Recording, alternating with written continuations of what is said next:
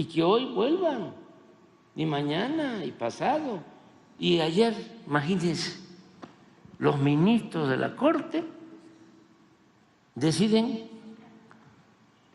ponerse en huelga. También sin ningún fundamento legal. ¿Apoyaría que sea sin remuneración? Sí, con goce de sueldo, porque cuando hay una huelga en una empresa, los trabajadores,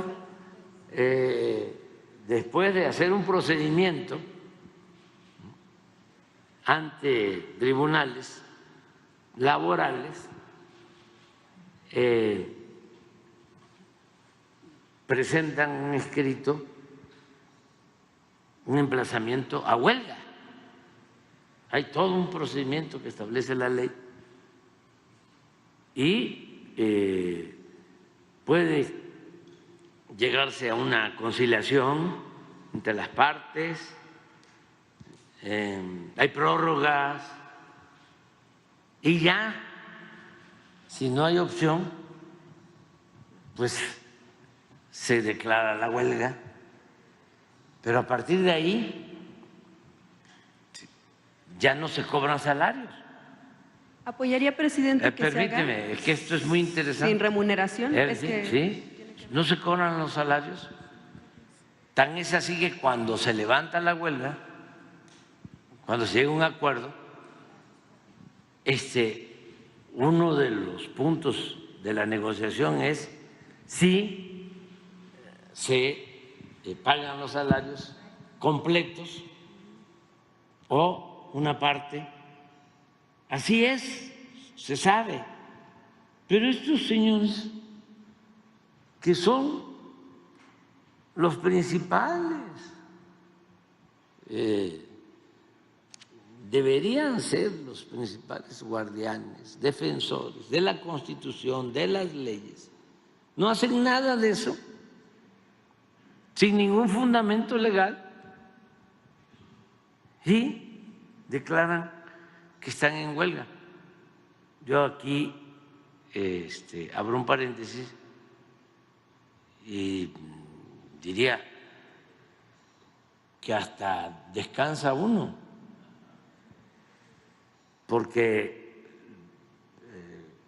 es parte de mi experiencia cuando estuve en la oposición y las cosas eran distintas. Entonces había el bloque PRI-PAN mayoritario. Esto de que cambian la sede, todas las reformas privatizadoras que se aprobaron en el tiempo del periodo neoliberal por el PRI, por el PAN, se aprobaron en sedes alternativas, en Banamex, en la madrugada. Nada más que todo eso se olvida. No vamos a escuchar a Azucena Urestegui hablando de eso, ¿no? O al propio Ciro, López Dóriga, Lore de Mola. No. Eso les olvidó. ¿Cómo aprobaron la llamada reforma educativa? La aprobaron en San Lázaro. No. ¿Cómo aprobaron la reforma privatizadora en materia energética? Lo mismo, una sede alterna. Entonces, nada más que ahora se convirtieron en paladines de la legalidad.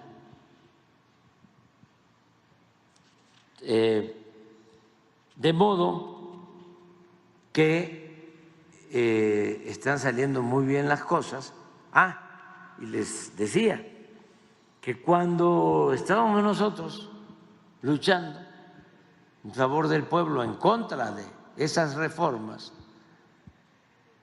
que en realidad eran contrarreformas, porque todas esas reformas aprobadas por el PRI y el PAN en el periodo neoliberal, todas fueron en contra del pueblo de México y a favor de una minoría rapaz, los mismos que ahora no quieren estos cambios. Bueno, pues cuando tenían mayoría los conservadores, era una aplanadora y nosotros éramos oposición. Recuerdo de que yo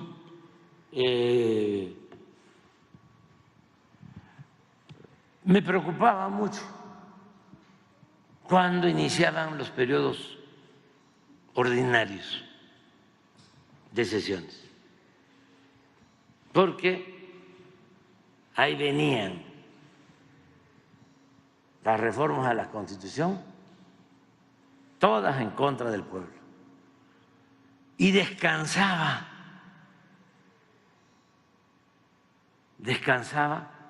cuando se terminaba el periodo ordinario y iniciaba el periodo de receso, el extraordinario, ya sea en la Cámara de Diputados o en la de Senadores. Era un descanso porque mientras estuviesen reunidos ellos, estaban en espera de que les enviaran, ni siquiera del gobierno, sino del bloque de mandones de la oligarquía, las reformas, incluso del extranjero, porque en ese tiempo la agenda política y la agenda del legislativo ni siquiera se definía en México. Era lo que enviaban los organismos financieros internacionales y que se aplicaba en todos los países del mundo, las llamadas reformas estructurales, la privatización del petróleo, la privatización de la industria eléctrica, la privatización de la educación, la privatización de la salud, el congelamiento de los salarios. Entonces, una corte así, pues cuando menos nos va a dar la tranquilidad, una corte que está en huelga, de que no van a tomar decisiones en contra del pueblo. Y los jueces y los ministros pues ya no van a estar liberando a delincuentes, ni van a estar dándole la razón a los potentados, porque en los hechos, en la realidad, ellos no imparten justicia en beneficio del pueblo. Ellos están defendiendo a los grupos de intereses creados. Entonces, no hay razón para preocuparse. Yo felicito a los legisladores que están buscando limpiar de corrupción el Poder Judicial y que no se olvide de lo que se trata es de que el pueblo elija a jueces, a magistrados, a ministros. ¿Cómo se elige a los presidentes municipales, a los diputados locales, a los gobernadores, a los diputados federales, a los senadores, al presidente? Es lo mismo. Y para que uno pueda ser candidato, necesita uno reunir requisitos. A mí me desaforaron porque querían que yo no cumpliera con el requisito de no tener antecedentes penales. Eso era lo que quería Fox y el presidente de la Corte y todos los ministros. Por eso me destituyeron, porque si se tiene antecedentes penales, si se tiene un proceso abierto, no puede uno ser candidato. Inventaron que había yo violado un amparo en la construcción de un camino para comunicar un hospital y que por eso me desaforaron. Pero en el fondo lo que querían era que no apareciera mi nombre en la boleta, y para que no apareciera mi nombre en la boleta tenía yo que estar sujeto a proceso judicial. Entonces, ese era el propósito, ese era el fondo del asunto, esa complicidad entre el Ejecutivo y el Poder Judicial. Ahora lo que se busca es, vamos a que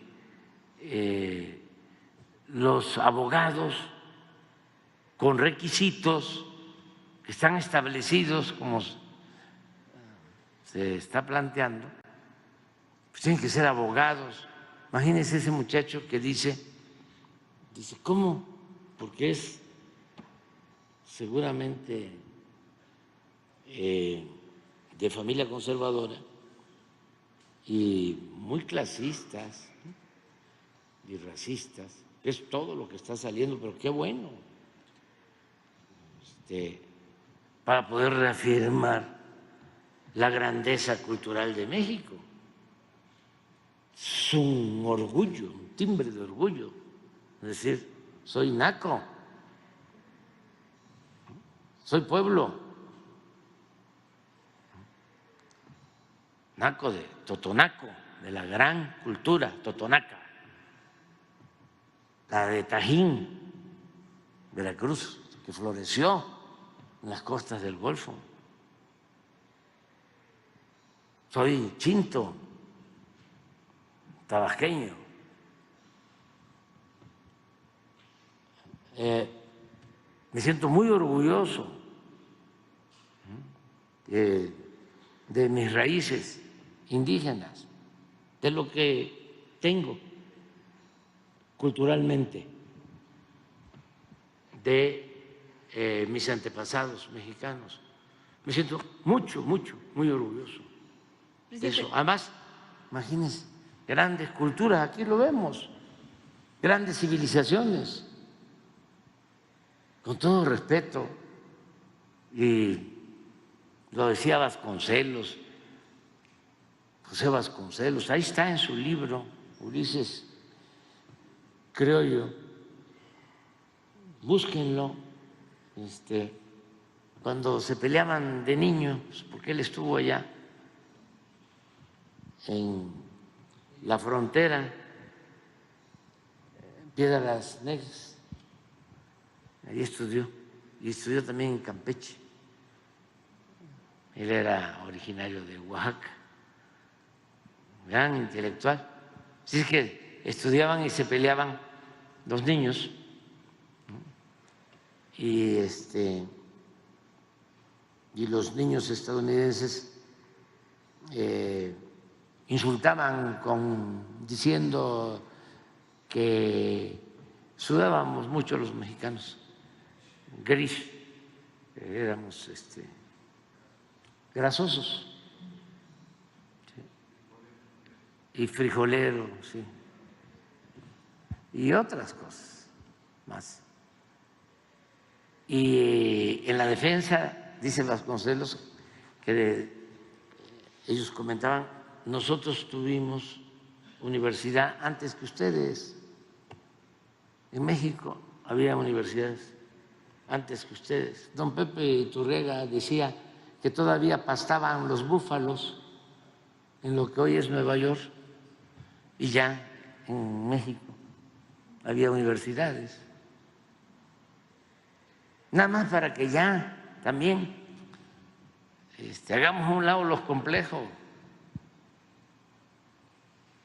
Ya, porque estuvieron a muela y a muela y a muela. No puedo hacer otras cosas. Con eso, ¿no? Complejo de inferioridad, No, México es una gran potencia cultural. Entonces, este niño, este joven, dice, hasta lo pueden poner ahí, dice, si no sabemos escoger, ¿sí?, nuestra pareja, o no saben escoger a su pareja, ¿cómo van a poder escoger a un juez? Y el otro que dice, van a llegar delincuentes. Ay, hermanito, mi primo hermano, si supieras.